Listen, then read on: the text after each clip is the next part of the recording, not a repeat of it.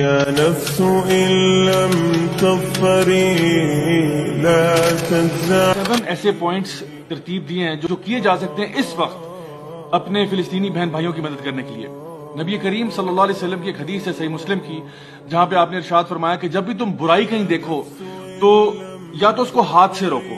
اگر ہاتھ سے روکنے کی استطاعت نہیں رکھتے تو اس کو زبان سے روکو، اور اگر زبان سے روکنے کی بھی استطاعت نہیں رکھتے تو کم از کم دل میں برا سمجھو، اور یہ جو ہے یہ ایمان کا سب سے کم تر درجہ ہے، یعنی کہ اس کے بعد کوئی ایمان باقی نہیں رہتا۔ تو سب سے پہلے میں آپ کو کچھ پوائنٹس بتا دیتا ہوں۔ اس میں نمبر 1 پر ہے اویئرنیس کریٹ کرنا، نمبر 2 پہ ہے پروٹیسٹ، نمبر 3 ہے جہاد فی سبیل اللہ، اللہ کی راستے میں جہاد کرنا، نمبر 4 پہ ہے بوائیکاٹ یعنی کہ اسرائیلی پروڈکٹس کا بوائیکاٹ کرنا، نمبر 5 کے اوپر ہے کہ اپنے فلسطینی بہن بھائیوں کے لیے فنڈ ریزنگ کرنا، ڈونیشن اکٹھی کرنا اور ان تک ان کو پہنچانا، نمبر 6 کے اوپر ہے